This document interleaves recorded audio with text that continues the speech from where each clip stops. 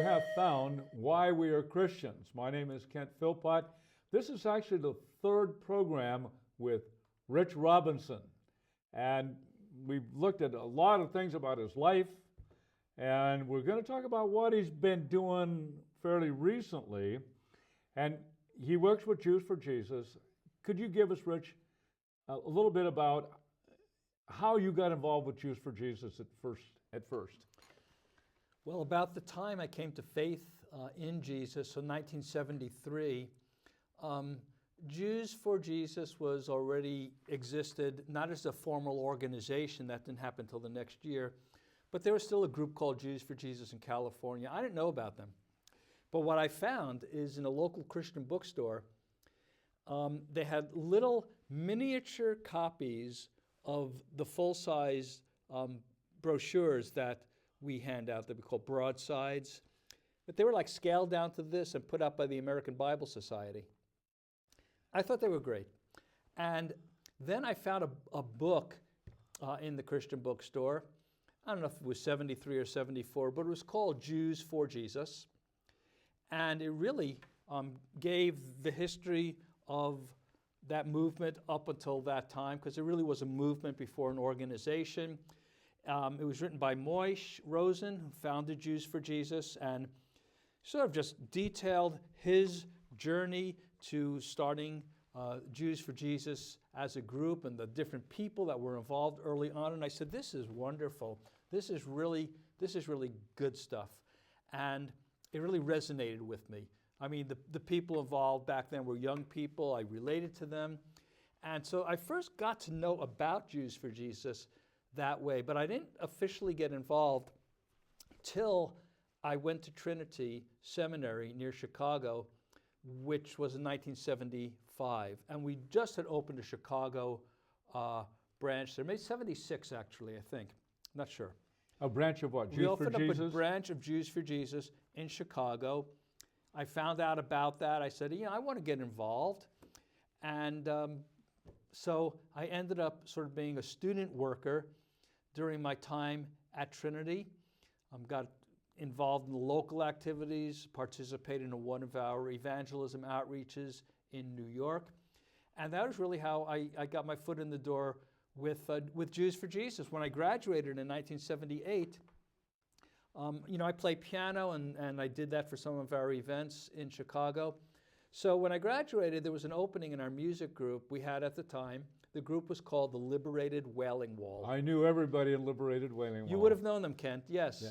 Well, I have to stop. I met Moishe in 1968, come to my house for Bible study. My daughter was one of his first secretaries, my oldest daughter.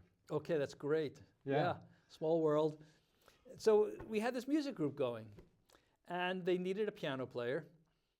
So I ended up playing piano, but I don't sing. Well, I didn't back then. I'm kind of better now, but I sound like Bob Dylan with a cold a lot of the time. So I just did the piano work for them, traveled for several years, and that was my initial ministry time with Jews for Jesus. That went on for a few years. Okay. So we saw Jews for Jesus expand. Moishe and I used to do demonstrations in Berkeley, in San Francisco.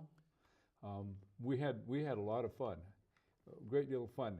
Now, what are you doing right now with Jews for Jesus? Well, right now, after having worn a number of hats over the years, right now I'm the senior researcher in San Francisco. And what that means is that I do editing work, writing work, research work. You say, what kind? I've written a couple of books. We're going to get to those. We'll get to those.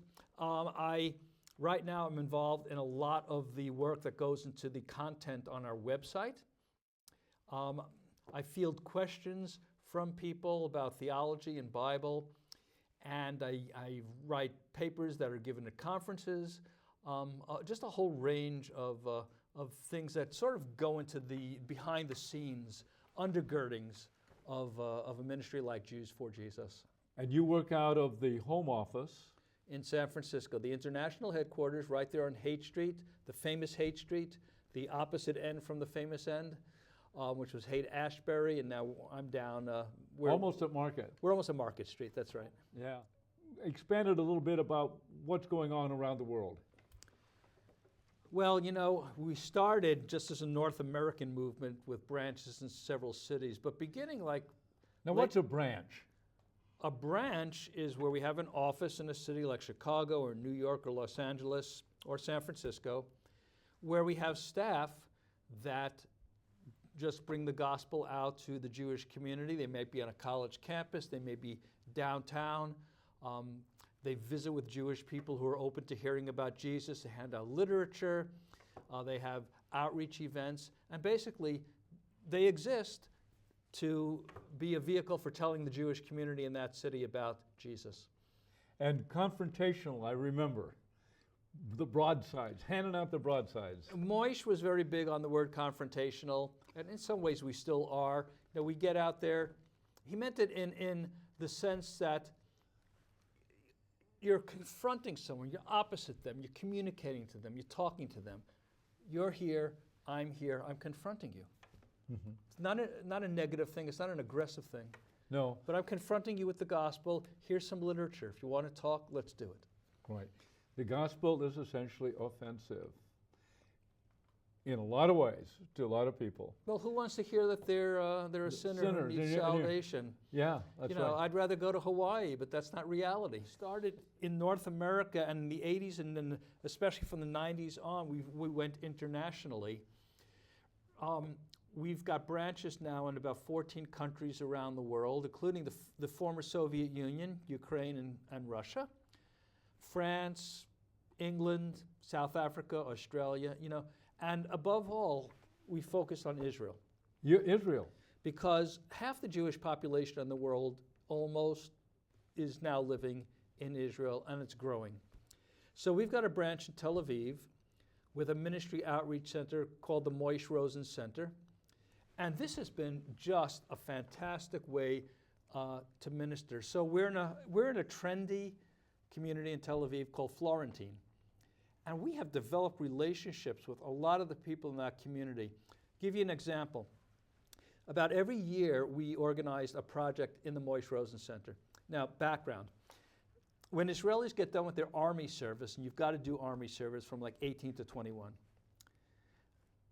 then a lot of the people, once they're out of the army, they go tooling around the world, especially to places like India.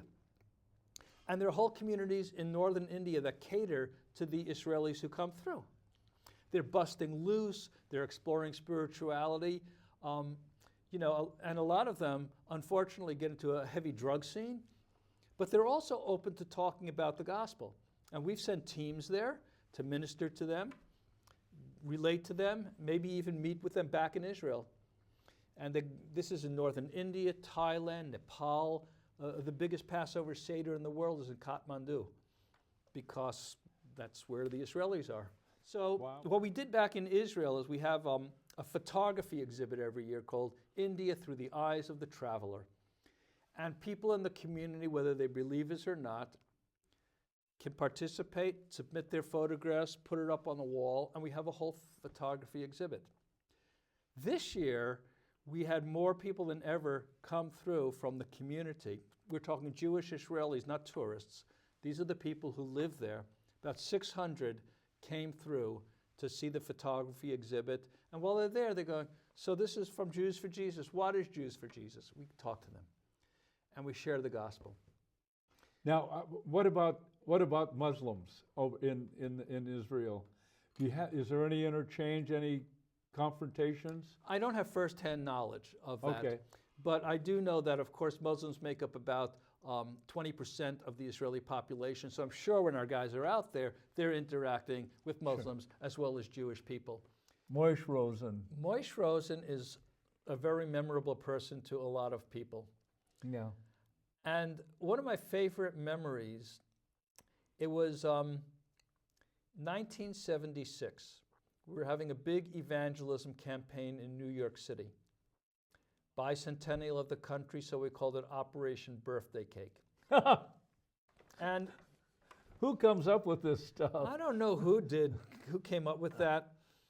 It was a larger campaign than we've ever done since. There was like 80 people involved, which is really too many for this kind of an outreach. But long story short, I went with Moish. He's doing his clothes in the laundromat. And the laundry's spinning around. And Moish says, "Isn't that wonderful? The laundry's spinning around." And I said to him, "Do you like machines?" And he gave me a look and he said, "I like life." That stuck with me. Yes. I was thinking machines. He was thinking the life of the clothes just going around with the motion and the colors. Great memory. We knew it was Martin at first. Yeah. He was living in Denver, American Board of Missions to the Jews, and he was formulating Jews for Jesus and visiting back and forth. I remember that. Big man. He was. Brilliant. Yes. Brilliant. Brilliant communicator. Oh, great communicator. He revolutionized the field of Jewish missions. How do you communicate to the Jewish people? You know, when he first started Jews for Jesus, now I was not one of the original people, but I think I've got the story right. You know, he had been working for another mission at the time, and he ended up out here in San Francisco, where, you know, he realized that the literature that people were using to speak to the Jewish community was grossly outdated. It was speaking to a Jewish community of 100 years ago, the immigrants, the religious Jews. The Jewish community was no longer like that. It's less like that today, but it wasn't like that either in the 60s and 70s. So he just, you know, tried something new. And that's where we came up with the idea for the broadsides. I mean, Moish was experimenting. I think the first broadside ever that he wrote, you know, it's like a trifold, so you see the cover, you have to open it up to read it. It's a little interactive that way, you know. Sure. And it was called A Message from Squares. And it was addressed from a square, Moish, to the hippies. And it resonated. I remember the broadside. I think I probably handed out a few hundred myself. It resonated, you know. Yeah. Oh, yeah, it was great. We loved it. Then we did others like Jesus Made Me Kosher. I want to get into your books. All right. All right. By the way, the president of Jews for Jesus, David Brickner. The executive director, that's right. Yes, I know David, a great man. Now, this is written in 2008, Moody Publishers, Chicago, called Christ in the Feast of Pentecost. We co-authored that. We alternated chapters. He did one chapter, I did another chapter. David Brickner, and you. In churches, and my approach is really to show that, well, Pentecost is really a Jewish holiday. In the Old Testament, it's known as Shavuot, or the Feast of Weeks. Jewish community still celebrates it today. In the New Testament, in Acts chapter 2, it's known by its Greek name of Pentecost. And so, that was originally a holiday where you brought the first fruits of your crops to God. But as the years went on, it developed another significance. That was, it became the birthday, the celebration of the birthday of when God gave the Torah to Israel on Mount Sinai. And this is something that I like to bring out. In Acts chapter 2, you've got all these people gathered, Jewish people from all the nations around the Mediterranean. They're in there, they got their first fruits, they brought them in on oxen with ribbons on the oxen's horns. They're there to go to the temple, and what do they see? They see the disciples there are speaking, and they're speaking each in their own language. It's like if you're from Greece, it was in Greek. If you were from Egypt, it was in whatever Coptic or Egyptian, whatever they spoke back then. And they're going, what's going on here? Well, it turns out there's a legend about the giving of the law on Mount Sinai. It's not in the Bible, but you know, Jews like legends, stories, folklore. We always have that, and we like good food on the holidays. But this is a legend. And the legend says that when God first gave the law to Moses, he offered it to the other 70 nations of the world in their own language. In their own language. They all turned it down, legend says. Only Israel accepted it, so they got the law. Well, that's not exactly how it happened in the Bible. Right. But was this legend later or earlier than Acts chapter 2? I mean, I can imagine that it was already in some people's minds. And when this happened, they thought to themselves, wait a second, we've got a story that sounds like what's going on here today. The story is how God gave his revelation at Mount Sinai and all the nations heard it in their language. And now we're hearing these followers of Jesus in our own language. And also we're seeing, like it says in Acts, tongues of fire over their heads and a loud rushing noise. Just like at Mount Sinai, there was lightning and thunder. So maybe some people were thinking to themselves, wait a second, this is like Mount Sinai all over again. Maybe this is something we need to really pay attention to. And as it turns out, a few thousand Jewish people came to faith. And got baptized in the same day. Yeah, but wait, there's more. Wait, there's more. So also there's another story that King David was born and died on Pentecost, on Shavuot. In his sermon, Peter starts preaching on this very day about King David. He says, King David's dead and buried. We know where his tomb is. But his descendant, Jesus, rose from the dead. And if that was in the people's minds, what a perfect connection. I mean, just great communication going on. Take what the people are thinking about and move with that into talking about the gospel. Jesus did that over and over. And so we try to do also, just like he did. Now, I don't know how much more time you want to take on this book, but there's also the whole idea of the first fruits, because the New Testament Go ahead, Rich. We got time. The whole New Testament picks up that idea and kind of puts it into a spiritual cast. The idea of first fruits is used numerous times in the New Testament. It says Jesus at his resurrection was the first fruits of those who sleep. So like a farmer plants a crop and gets the first of it out. If it's a good batch, he knows there's a good crop coming along. Now, I'm not a farmer, but I think that's how it works. I mean, I'm from Brooklyn, New York. We don't do farming. The wildest animal I saw growing up was a pigeon. But, I think that's how farming works. You get the first of the batch in, and then it's like a promise that, hey, the rest will come along. So when Jesus rose from the dead, that was the first fruits. That was a promise from God that we also will eventually rise, we who follow Jesus. So first fruits there. Then Paul, when these people come to faith in Jesus in a given neighborhood, he said, so-and-so and so-and-so, they're the first fruits of Christ in the area called Achaia. First believers, he called them first fruits. He expected more to come along. Well, what else can we say? Paul says that the Holy Spirit who dwells within us is the first fruits of what is yet to come. And people see Christians, when they're acting as Christians should act, that is a promise and a visible sign that one day a fuller redemption is going to come. So this whole idea of first fruits moves from take the first fruits of your crops and kind of goes into a new key in the New Testament that, as true as that was for the farmers, there's also this principle that applies to our spiritual lives. Rich, thank you for that. Now, here's one that was just a few years ago, also Moody Press. Yes. 2014.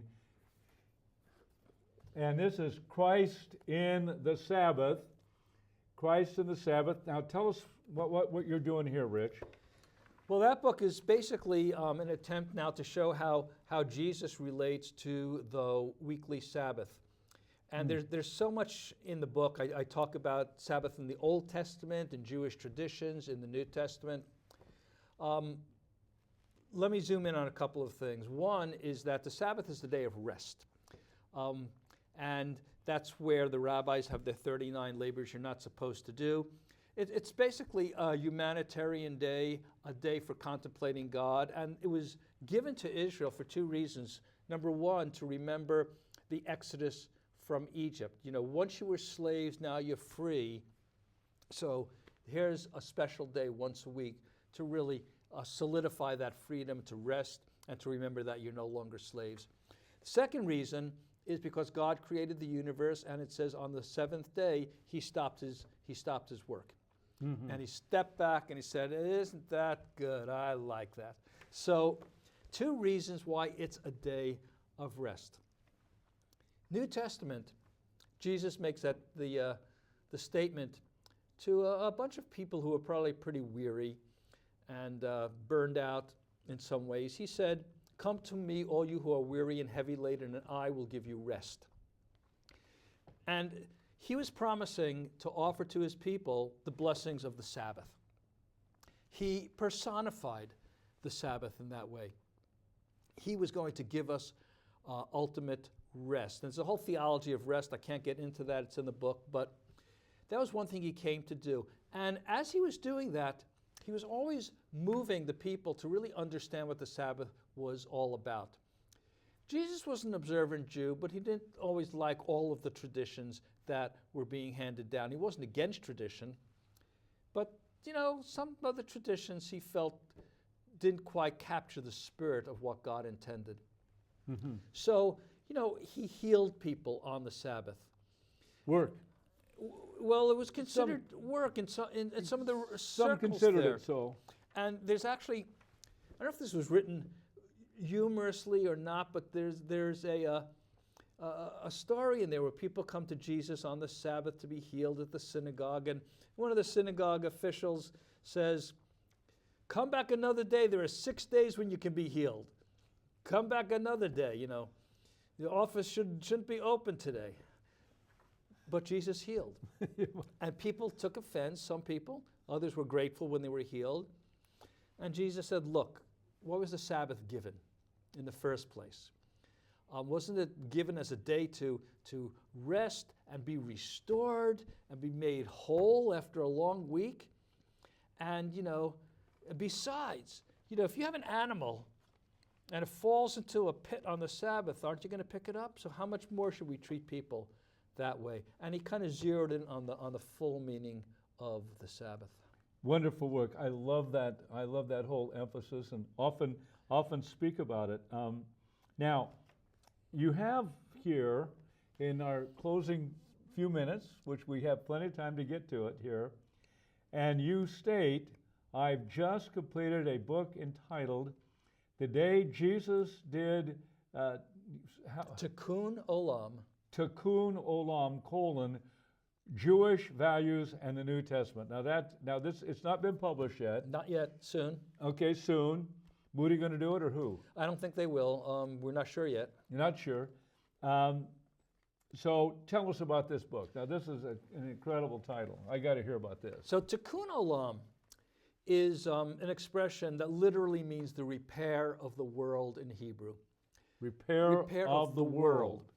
Today it's used as a shorthand for doing deeds of social action, social justice. It's really big in the Jewish community, especially among the non-Orthodox. The Orthodox believe in doing good things. They don't believe in calling it Tikkun Olam. But everyone else calls it Tikkun Olam. And you go, you help the community, you plant a garden, you work for prisoners. That's all Tikkun Olam. And the synagogues are very big on this type of activity. And some churches are calling it Tikkun Olam for their own activities also. So it's a big word out there, big idea. First I heard of it.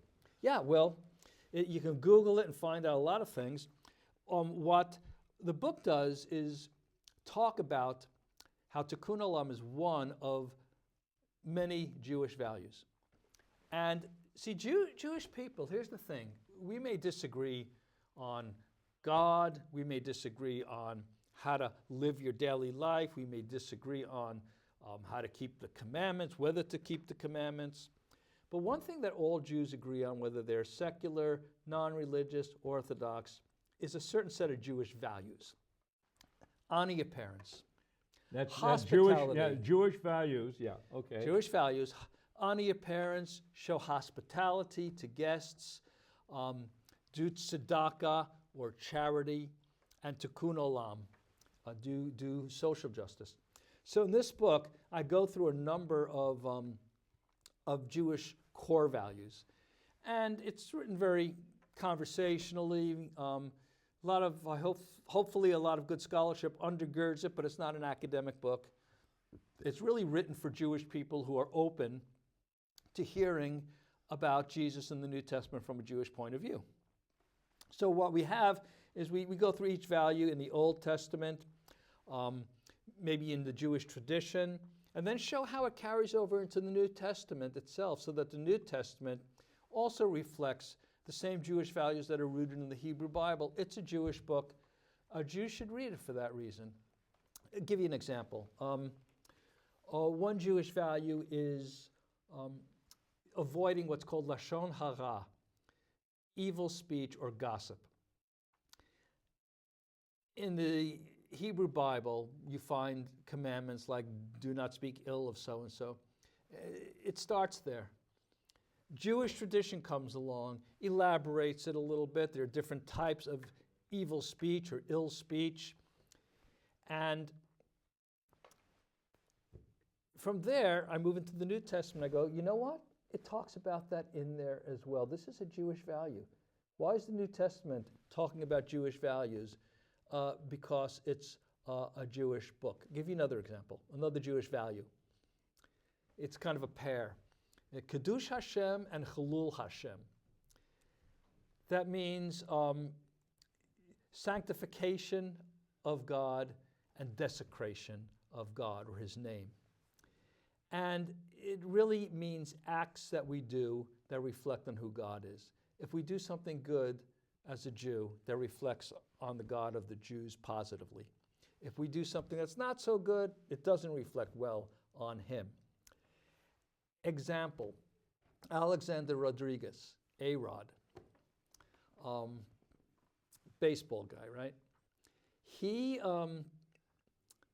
did some things that were not good. Can I actually open up to that and read Sure. you a little bit of this? Okay. Because that would be the easiest way of not messing up here and remembering properly. Actually, it's not this. You'll have to edit that out. The book isn't in front of me. You know what, Rich? I appreciate that. We've come to the end of our program here, and I want to thank you for being with us and telling us about these books and the new one that's coming up. Help me with pronouncing it. Tikkun Olam. Tikkun Olam. Tikkun Olam. We'll be looking for that, Rich. Thanks for being with us. It's been a pleasure. Thanks, And Kent. we wish Jews for Jesus, pray for their ministry and your personal ministry too. All right, we've reached the end of our program, Why We Are Christians. Be looking out. You might find some other interesting stuff coming along to you with this program. All right, so long.